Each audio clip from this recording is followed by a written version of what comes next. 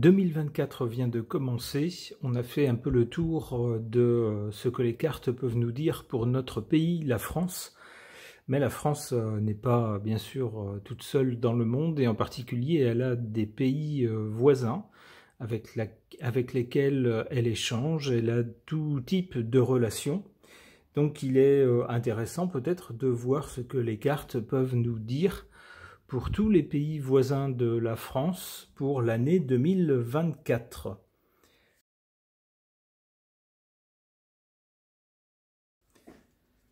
Après la Suisse, l'Italie, autre pays voisin de la France. Qu'est-ce que les cartes peuvent nous dire pour ce pays, l'Italie, pour 2024 ?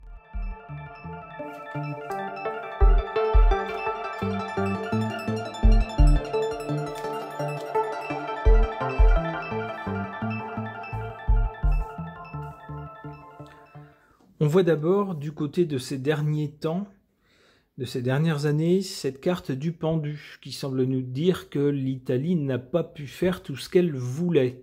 En effet, membre du club des 12 étoiles, elle a été rattrapée par des déboires économiques, on va dire une très faible croissance et puis des comptes qui se dégradaient à tel point que le club des 12 étoiles lui a un peu tordu le bras pour imposer certains choix budgétaires qui ont parfois fortement déplu aux habitants de ce pays.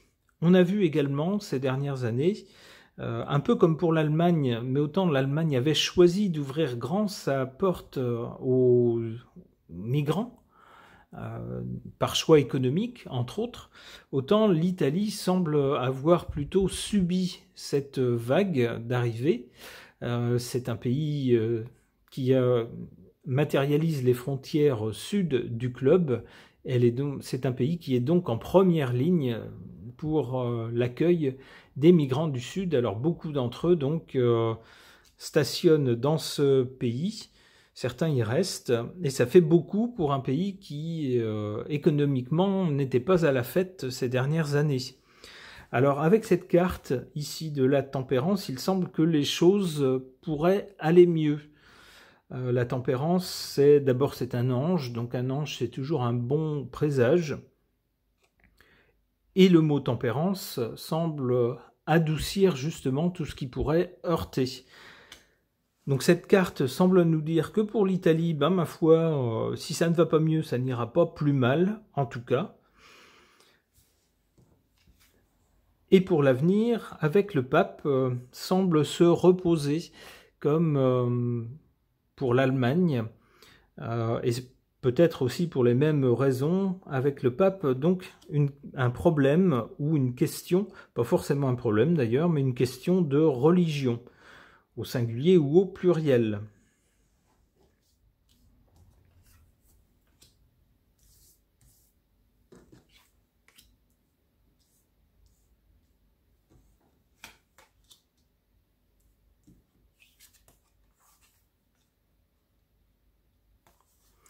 Avec cette carte de l'ermite en défaveur de l'Italie, il semble que les progrès pour se sortir d'une situation économique difficile soient lents, très lents, plus lents que prévu, et qu'en cela, ça nuise à ce pays.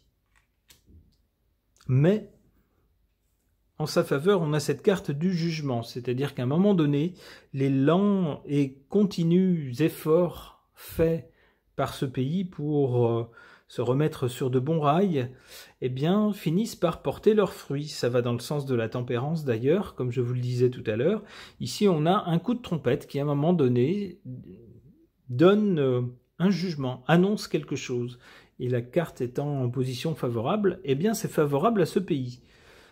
On a pu dire ces dernières années que ce pays était, j'allais dire l'homme malade de l'Europe, faut peut-être pas exagérer non plus. Il y a des tas de bonnes choses qui se font en Italie. Eh bien, on va s'en apercevoir. On devrait commencer à s'en apercevoir même dès maintenant.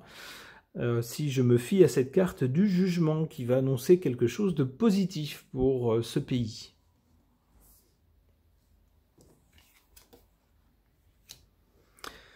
Concernant donc cette question de religion au singulier ou au pluriel, il va y avoir des discussions, des choix à faire. Alors peut-être pas sur la religion qu'on croit. On sait que l'Italie, à cause du Vatican, qui est enclavé dans ce pays et qui est donc très très lié, est peut-être le pays central du christianisme. Mais on a vu justement ces derniers mois, ces dernières années, le pape chrétien, donc, prendre des décisions ou prendre des positions très étranges, pour ne pas dire plus, pour ne pas dire choquantes, pour certains chrétiens traditionnalistes. Par exemple en faveur des homosexuels ou plus récemment en faveur d'une réduction de la population. Alors voilà toutes choses qui sont a priori pas du tout en accord avec les principes de cette religion. Donc peut-être qu'en Italie, certains croyants de cette religion-là vont se poser des questions et se demander s'il n'est pas temps de faire un choix. Nous verrons dans les faits comme si c'est bien cela qui se matérialise. Ok. Un autre voisin de la France, c'est le petit pays de Monaco qui se trouve sur la côte sud de la France, et donc un voisin. Qu'est-ce que les cartes peuvent nous en dire pour 2024 ?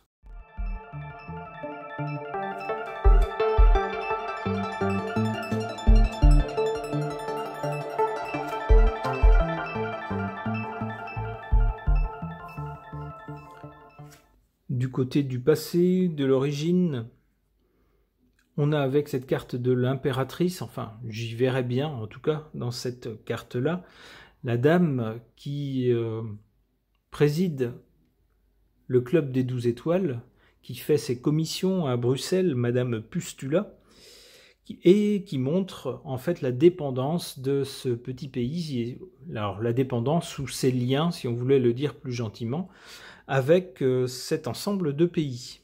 Le pays est tout petit, il est entouré par la France et la mer Méditerranée, il est donc complètement dépendant ou lié, en tout cas très lié au club des 12 étoiles. Cependant, en carte centrale, avec cette carte de l'empereur, cette carte nous indique que c'est un pays, alors tout micro-État qu'il soit, qui se sort fort bien de cette situation et sait tout à fait en profiter et se pose vraiment en pays malgré tout souverain qui parvient à prendre certaines décisions et il apparaît comme un État, j'allais dire fort, qui sait faire valoir tous ses atouts et vraiment bien en profiter. Avec cette carte de l'empereur, il est correctement administré. Du côté de l'avenir, avec la tempérance, on a une certaine douceur de vivre, j'oserais dire, pour les habitants de ce pays.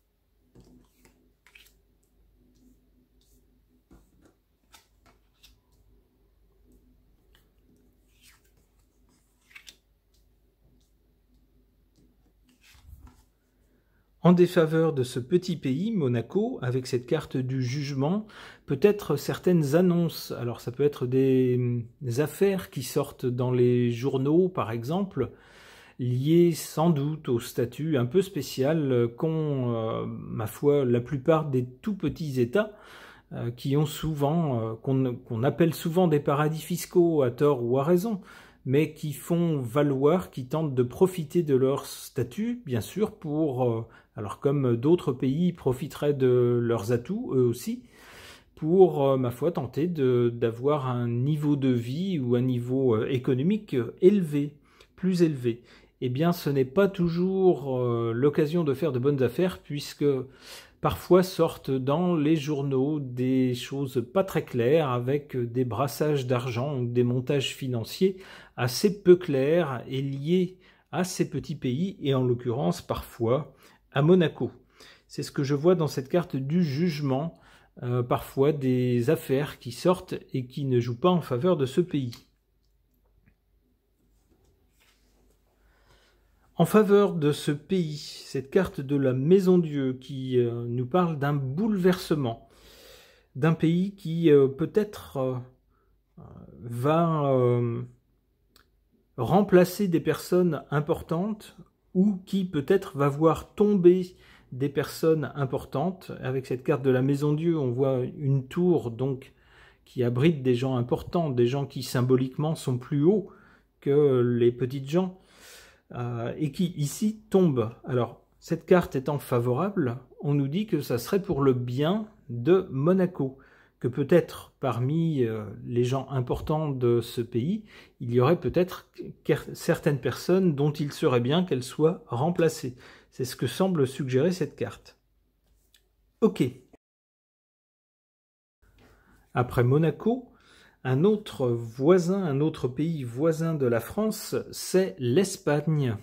Qu'est-ce que les cartes peuvent nous dire pour l'Espagne pour 2024 ?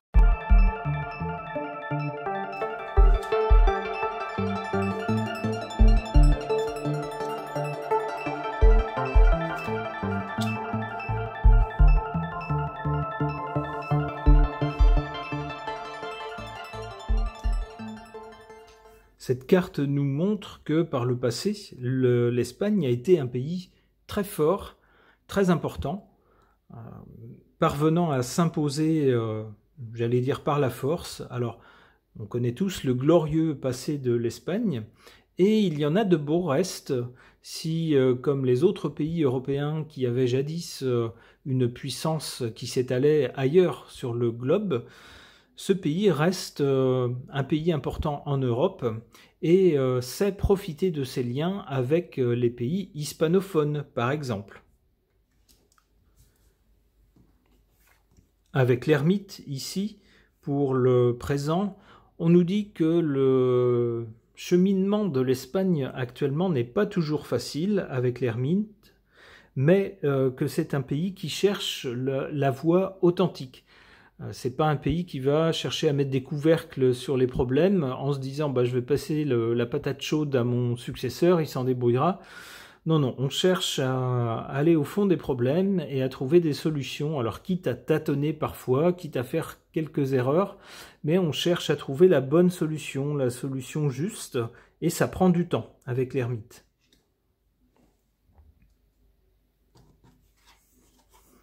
Du côté du résultat ou de l'avenir, avec la tempérance, on a plutôt l'impression que les velléités de certaines communautés régionales autonomes d'Espagne pour s'émanciper de la mère patrie devraient trouver un certain adoucissement.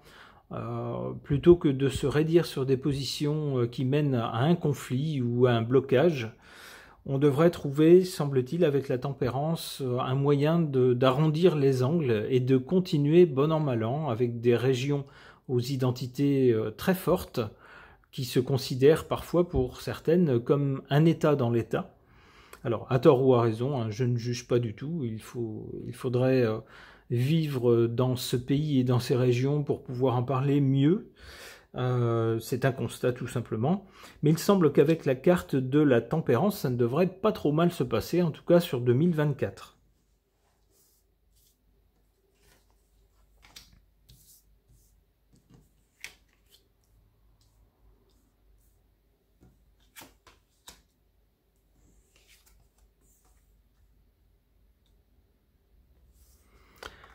En défaveur de l'Espagne, on a cette carte, cet arcane sans nom qui suggère une coupure nette, une séparation. Alors ça me fait penser justement à la volonté d'indépendance, entre autres de la Catalogne. Alors c'est toujours une épine dans le pied de ce pays, ça ne date pas d'hier, cette volonté de la Catalogne, entre autres, d'être indépendante, mais aussi on a un peu plus loin, sur l'autre côte, sur la côte nord, le Pays Basque, qui lui a atteint un certain degré d'autonomie également, et qui probablement regarde ce qui se passe entre la Catalogne et l'État central de Madrid, en se disant que si une région obtient l'indépendance, forcément, il fera valoir ses droits lui aussi. On voit donc que c'est une question épineuse pour l'Espagne qui revient régulièrement. Et c'est une question qui l'affaiblit car il faut toujours négocier des choses pour que ces régions qui sont les plus riches ne décident pas de quitter l'Espagne, de devenir indépendantes. Et parfois, lorsqu'elles ont des velléités de le faire, il faut dire que ça mobilise les forces de l'Espagne pendant un moment pour tenter de rétablir des relations. On voit donc que cette volonté de séparation, de coupure nette de certaines régions reste une épine dans le pied de ce pays. En revanche, avec la roue de fortune, on voit bien que ce pays sait négocier les changements, sait s'adapter à des changements. On nous parle de changements qui sont bénéfiques pour ce pays. Alors il pourrait s'agir d'ailleurs de changements de personnes qui se trouvent à la tête du pays. On voit ici un personnage couronné qui se trouve en haut de la roue, mais avec un coup de manivelle, il va partir, il va être remplacé par quelqu'un d'autre. Donc on nous parle ici de changements bénéfiques pour ce pays. Ok. Un autre pays voisin de la France, un tout petit pays lui aussi, il s'agit de la principauté de Andorre.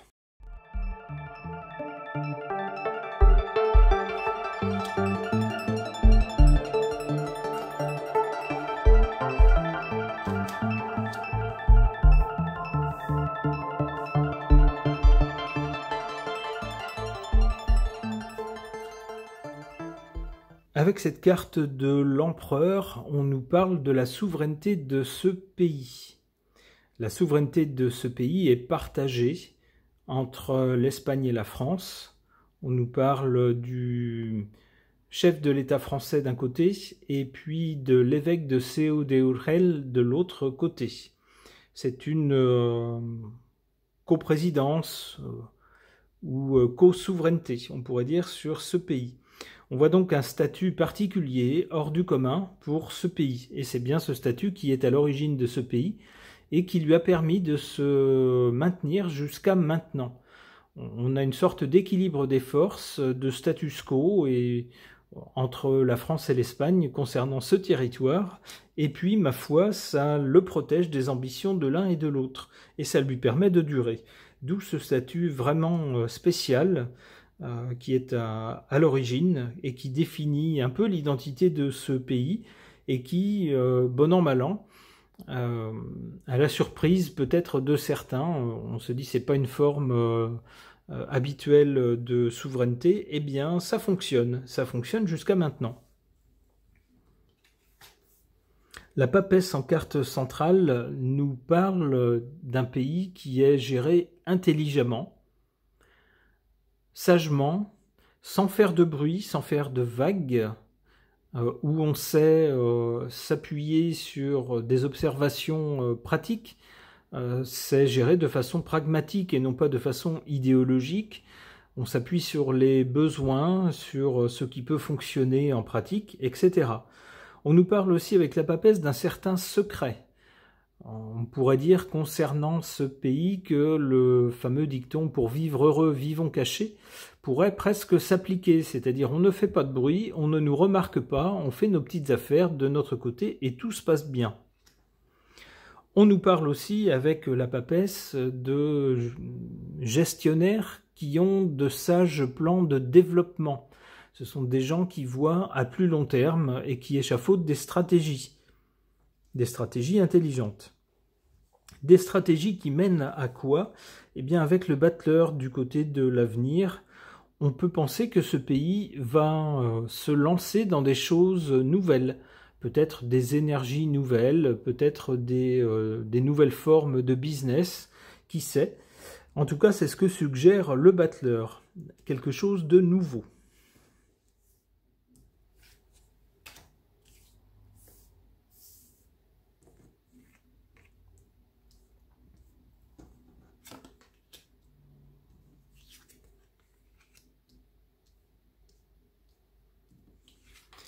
En défaveur de ce pays, on a cette carte du soleil. C'est vrai que c'est un pays dont on entend assez peu parler, qui s'impose assez peu à l'international, qui brille assez peu dans l'actualité. Pourquoi? Parce que c'est un petit pays et qu'il n'est pas souverain. Autant le soleil est symbole de souveraineté, justement, de pouvoir, de détenir le pouvoir dans les mains d'un seul et de régner sur ses citoyens ou ses sujets lorsqu'il s'agit d'un roi. Eh bien, dans ce cas-là, non, ça n'est pas le cas. Ce pays est en quelque sorte dépossédé de sa souveraineté et c'est vraiment original. Et les personnes qui ont la souveraineté sur ce pays ne sont pas des personnes de ce pays. Il s'agit donc de l'évêque de Seo de Urgel d'un côté et puis le président français de l'autre. On a donc une forme de pouvoir assez bizarre, comme si le pays était dépossédé de son pouvoir. Ce qui, bien sûr, peut représenter une faiblesse. En revanche, à son avantage, on a un pays qui, avec la roue de fortune ici en position avantageuse, nous dit que c'est un pays qui sait fort bien s'adapter au changement. C'est un pays qui, peut-être parce qu'il est plus petit, a plus de souplesse, a plus de vivacité lorsqu'il faut changer des choses dans ses institutions, ou plutôt dans sa gestion. C'est plus rapide, c'est plus simple, et du coup on gagne du temps et on peut plus rapidement s'adapter. C'est ce que semble nous dire cette carte de la roue de fortune.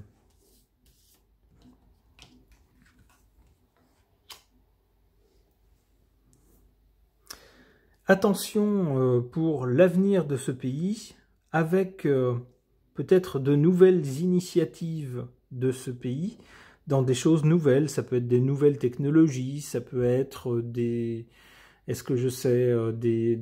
nouvelles façons de gérer des business, ça peut être aussi dans le domaine financier, etc.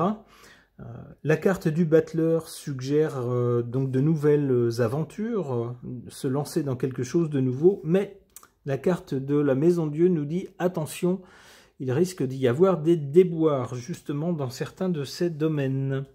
Alors s'il y a des déboires, la carte du battleur semblerait nous dire que ça serait par impréparation. On ne pense pas suffisamment à se projeter suffisamment dans les conséquences de ce qu'on fait et du coup on subit des revers. Bon, j'espère que ça ne sera pas trop grave pour ce sympathique pays, Andorre. Ok.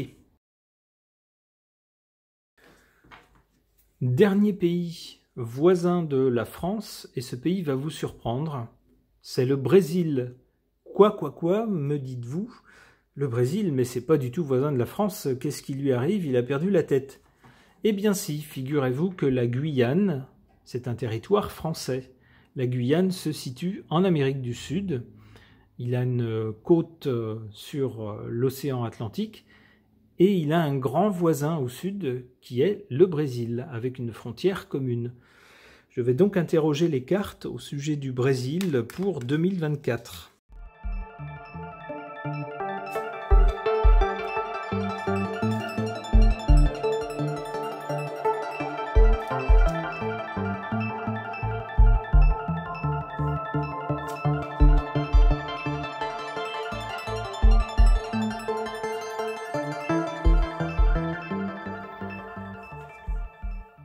En carte centrale pour le Brésil, on a cette carte de l'impératrice qui nous parle d'organisation, de gestion, de prendre les choses en main, de s'organiser de façon pratique avec tous les acteurs, de mettre en lien tous les acteurs et d'agir de façon fluide entre tout le monde, de trouver des solutions, etc. C'est plutôt une bonne carte.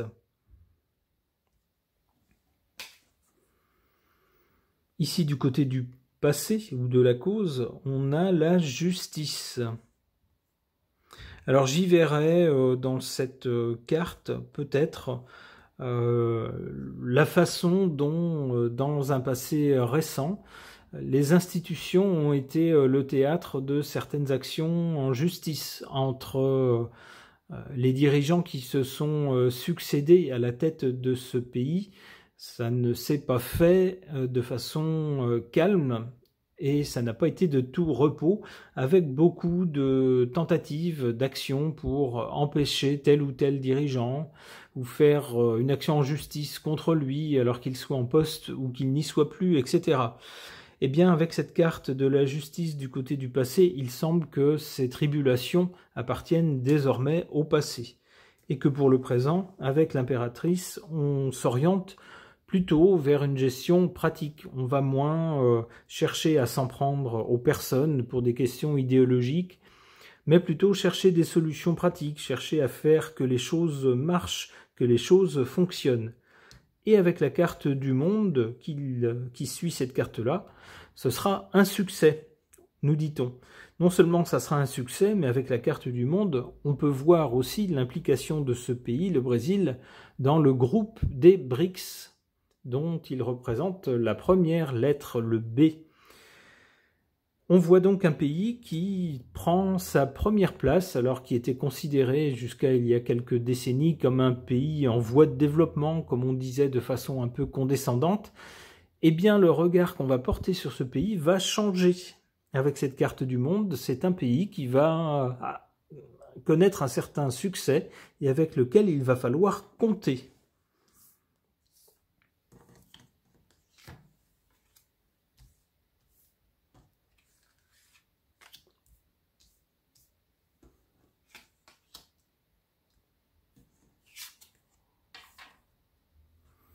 En défaveur de ce pays, il se pourrait qu'il y ait des questions, alors soit des questions militaires, peut-être ce pays va-t-il se retrouver un peu contre son gré ou un peu de façon très ennuyeuse pour lui, impliqué dans un conflit dont il ne voudra pas ou dont il ne saura pas trop comment sortir, il ne saura pas trop comment s'en dépêtrer.